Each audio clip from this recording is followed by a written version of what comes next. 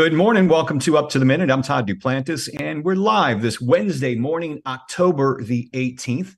Good to see you with us. My co-host, Dr. Amy Tan, is joining me this morning every Wednesday. Amy, good to see you. Beautiful weather we're having out there. Oh, it's so amazing. I think everybody is just happy. Yeah.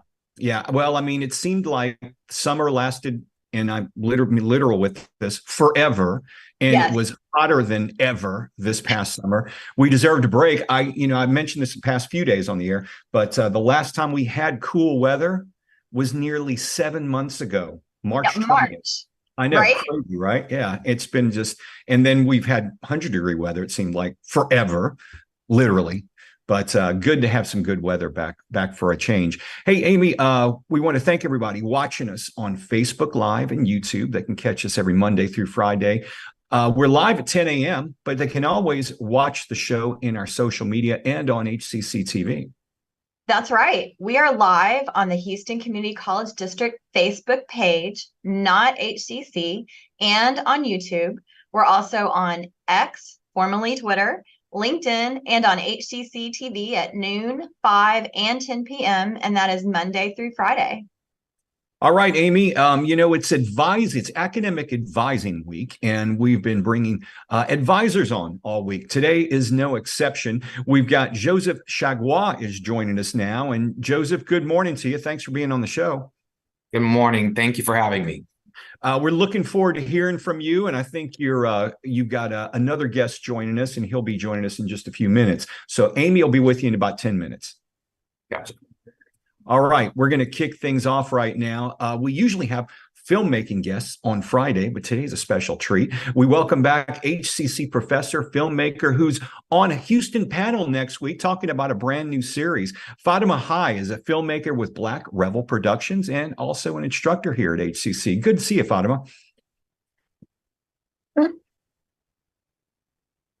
you hear us? Oh, sorry. Hi, good morning. There we are. Good morning. Good to see you on the show. Welcome back.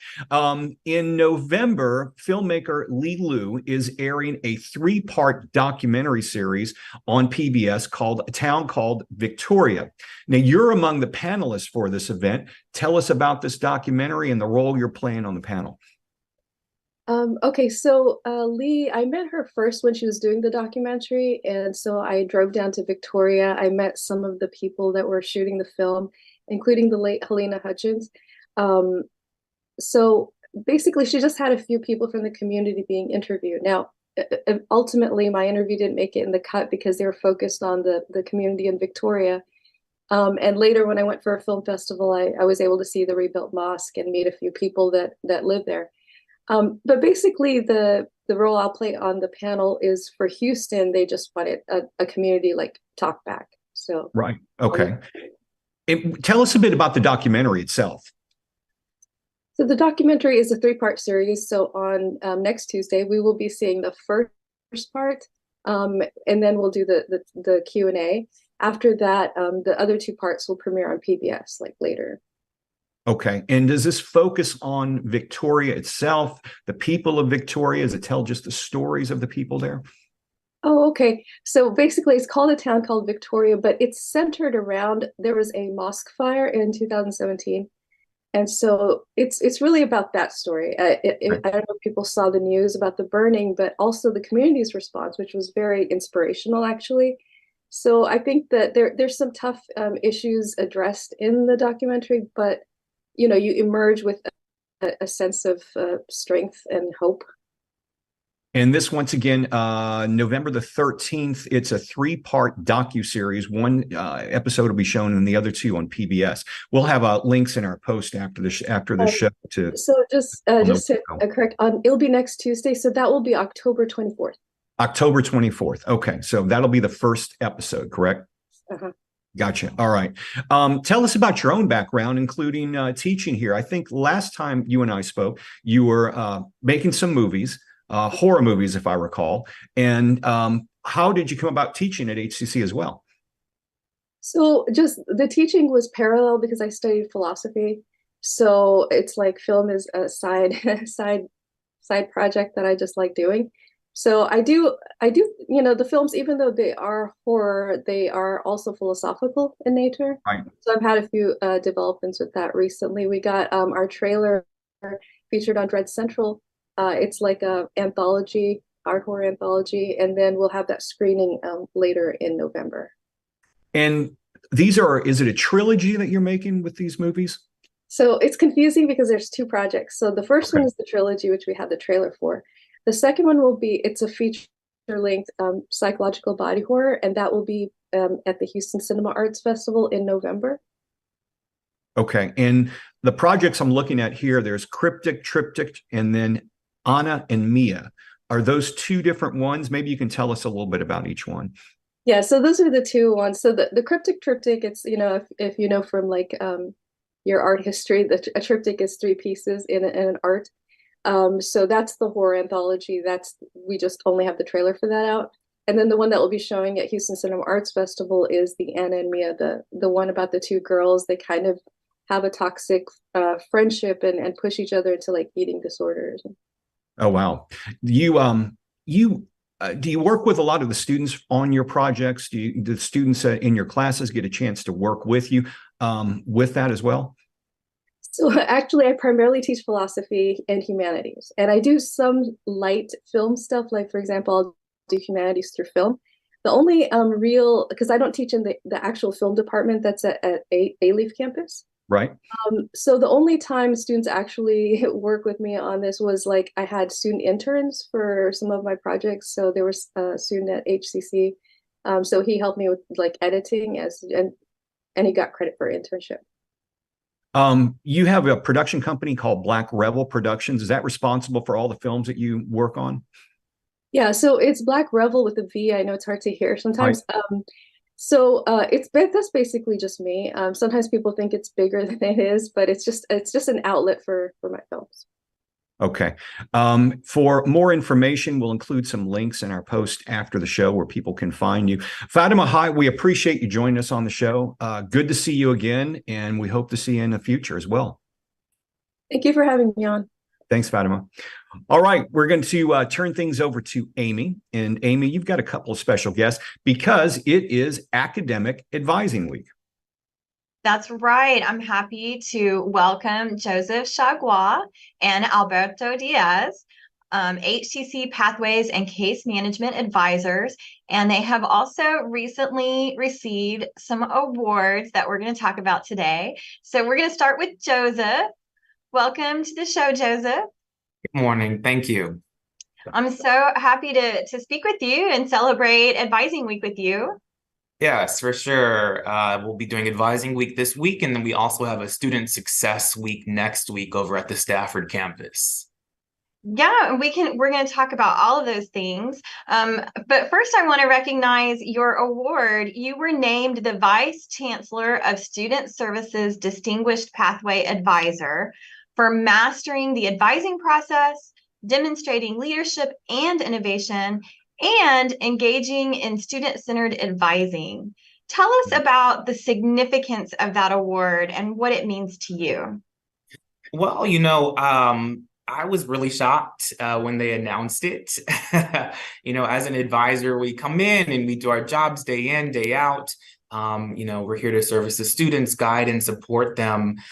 So it was a nice feeling to get the award and, to have that be recognized.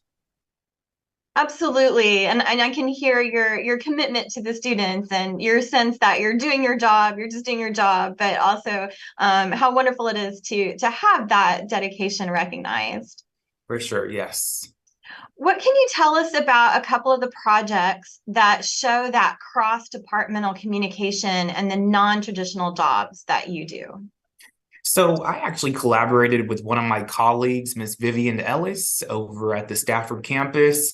And students were coming in and they were mentioning that, jobs that were not typical, not teacher or engineer. And so we were finding that we were having to learn along with the students what these jobs were, what the academic requirements were. And so what we've done is we've created a board in our advising lobby. and it will list non-traditional or unorthodox jobs. There's a little QR code, and students can scan it, and they will be able to, they'll be led to a landing page to show the educational requirements as well as the anything else that is needed for that. So it's to expand not only our reach to students, but to also show students that, hey, there are other opportunities out there that are not the, the common pathways. I just think that's wonderful, and especially in this day and age where we're that shows the innovation that you're bringing to the role, but also that the jobs in the 21st century are different than what the jobs that we might have been looking for 20 years ago. Yes, exactly. That's the whole point again. And when we can, we do link it to our educational pathways here at HCC. So if it is a program that we happen to offer, we will, link it so that students can have that resource. And if they want to talk about it further, that's what we're here for. And really quickly, can you go over the role of advisors and speak about the importance of advising? Sure. So the role of an advisor, many times we're the primary point of contact for students at the beginning, throughout, and at the end of their educational journey with us. So what we do is we guide students on multiple different pathways, multiple different programs, certificates, associate's degrees. We do transfer advising. We look at any test scores that they might have or any type of credit by examination. So really advising, I like to think of advising as the feet of the school. So, if you don't have feet, you're not going anywhere too fast. So advisors, definitely, we move it forward, we keep it going, and we provide, again, that support for our students and faculty as well. Absolutely. You need those feet. Yeah. And it sounds like you're really focusing on a conversation where it really is a collaboration with the student as well. It is, again, our goal as an advisor, I always tell students, we're in a car, you're in the driver's seat, and I'm next to you, and I have some maps to show you where to go, but you have to let me know where to go and how to get you there. This is their academic careers. We can't make decisions for them. We can give them suggestions, and then they make the final decision. And can you speak a little bit about some of the common challenges and concerns students typically have during an academic session? It ranges. We get a, first time out of high school students, they've never been to college before. We have students who have stopped and then they have come back. They have students who, life just happens. I had an advising manager who said, life doesn't stop whenever you choose to come to school. So it really ranges. And so as an academic advisor at HCC with the population that we service, you really have to be ready for anything that walks through the door, and be able to provide them, again, that support and those resources, and, just ensure that, once they leave your office, that they have a clear plan of action and they're able to act on that. And before we start talking to Alberto, tell us about Advising Week and Student Success Week. What can we expect? Sure. So Advising Week, advisors will be speaking on multiple different topics. So the advisors have the ability to choose their topic. And then next week is the Student Success Week. So that is one that I'll be participating in. I'll be covering the HCC Cares program, which provides, again, resources for students who are maybe needing financial assistance or, are facing food scarcity.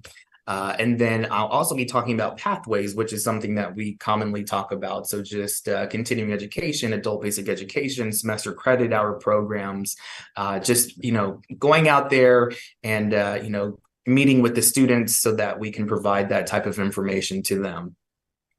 Well, thank you so much for speaking with me, Joseph. I know the job of an advisor is never finished. No, yes. And thank you so much for having me. And so now we're going to turn to Alberto Diaz. Alberto, let's bring you into the discussion.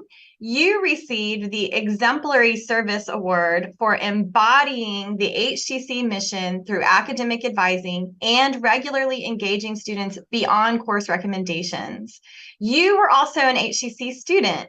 Tell us why you chose HCC and what your journey was to becoming an advisor.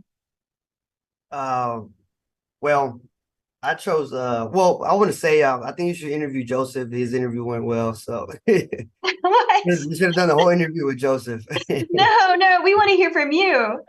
Well, I chose HCC in the beginning because well, I was a first time in college student, right? So um, I I wasn't familiar with going A&M, going to UT. So I got accepted to all the schools, but I was first time in college, but I didn't have the guidance of my parents or brothers and sisters. I didn't have a mentor. So HCC was the closest one. So I decided, okay, let me try HCC, and take some classes here. And then at the end of the day, it's also a lot cheaper.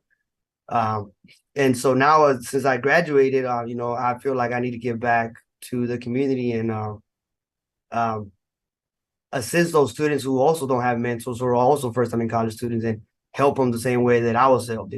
Somebody helped me throughout the way. I was an advisor here at HCC, and so I want to be the same way, help them out so that way they can get to the ultimate goal, which is get a bachelor's degree, and get to that income that they want to make, right?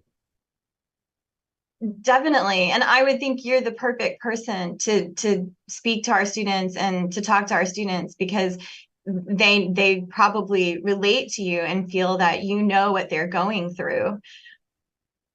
Yeah, I agree. At the end of the day, when I advise students, I just don't see a student. I do see a person who has goals, a person who wants to achieve that goal, but ultimately it's for themselves, for their family. We have a lot of high school students. We also have a lot of non-traditional students who are coming back to school for their kids. They need to take care of their parents, and then as long as you understand that you're not only helping them get a degree, that there's a means to end. That's what drives me, and then I want to make sure that they understand that I understand them, because I was in their shoes at some point. I was at some point, struggling to make ends meet, and I want you to be okay. I want you to get to your goal, because at the end of the day, we all want to live well, right? So that's what drives me to, make sure that they understand that I'm here for them. Well, and not everyone who starts college finishes. What do you say to students to motivate them to finish their academic endeavors? Normally I just say, like Joseph was saying, life doesn't stop. Just, take one class at a time. If you do need a break because you do need to handle, personal business, do that. But, do one class at a time, take one at a time, slowly but surely. I tell them my story. It took me 7 years to get my bachelor's degree. And it wasn't easy. I was working 7 days a week, part-time in 4 days and 3 days in another. And I still was able to get one class done. It took me 7 years. I'm currently doing my master's, and I'm taking one class at a time as well. But it doesn't. It keeps me motivated to that I'm doing one at a time. I'm getting it done at my own pace. My route is not the same as yours. Everybody's just different. So just do one at a time. And then I tell them, I'll be honest. I failed some classes. I withdrew multiple times. I took a year break and so forth, but I still got it done in my own pace. So just keep doing it. If you need to step away, do it. But that I'll be here. And if when you come back, I'll be able to help you. If I'm not here, we have plenty of HCC advisors that are good, like Joseph. Our HCC team is great. Southeast, all the campuses are great. But my team, I think, it's also very great. So if I'm not here, you can come to my colleague. We will help you out. Well, and I think, Alberto, that's exactly the message that our students need to hear. And I think you're the person to deliver it. I used to tell my students that all the time, just focus on this semester, finish this class. Every class you finish is one more towards the degree, and just keep going. Just don't stop. So what are you and your team currently doing to better assist students? So since it's advisor week, we have Meet Your Advisor Day. Meet Your Advisor Week. So we all of us are going twice to the Student Life building and assisting students with just let them know that we're being there. If you have any questions, come and ask us. We also have a food pantry that it was implemented, I think, last semester. And students have basic needs. They can come and get shampoos, soap, base food. They can come and buy. We have multiple how do you say initiatives going on. So I'm part right now of Avanzando, which is it's pretty much professional development for students. We want them to do 8 to 12 sessions, such as resume building, public speaking skills, um, studying tips, things like that. And then so at the end of the day, once we get this cohort going, at the end of those sessions, they'll get, a stipend. And so we're trying to meet those students who, need that extra assistance. So we're able to get them some assistance through these grants. And then other initiatives that we have, we usually have we're celebrating Hispanic Heritage Month. So we usually have events throughout the semester, and in all these events, we provide food to students. I know it's not a lot, but sometimes giving some food to a student, you never know if they're not eating. If they can That's eat right. with us, then that's something they have to worry about. They can focus on what they got to do, right? So that's a few initiatives. I'm also working with a project with Aon Consulting Company. Yeah. And I'm sorry, Alberto, you've been so wonderful, such an excellent guest, and I appreciate your time and coming to share all these initiatives with us. And these are really important services, and this is what we talk about when we talk about wraparound services. So I just want to thank you, Alberto Diaz, and also Joseph Chargois. Thank you both for coming and talking to us today and celebrating Advising Week with us. Thank you. Thank you for having me. All right. Thank you all. Got a few announcements to go through before we wrap up today's show. But did you know it is Free Speech Week? And we've been celebrating that all week with our partner, Houston Media Source, reminding everyone that it's Free Speech Week from October 16th through the 20th. The yearly event raises public awareness of the importance of freedom of speech and of our press in our democracy. Freedom of speech and the press are rights all Americans share. And this nonpartisan, non-ideological event is intended to be a unifying celebration. Check our post after the show for more information there. And we've got a speech tournament going on. I imagine you would know a little bit about this, Amy. Just a little bit. I happen to be one of the celebrity judges. So there you go. Right? There you go. Maybe I'm going to get you to be a celebrity judge next year, Todd. Well, sure. Why not? So the speech tournament is coming up this weekend. There will be tuition scholarship prizes.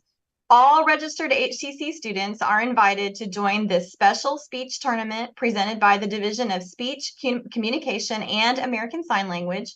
Winners can receive scholarship prizes of $200, $300, and $500.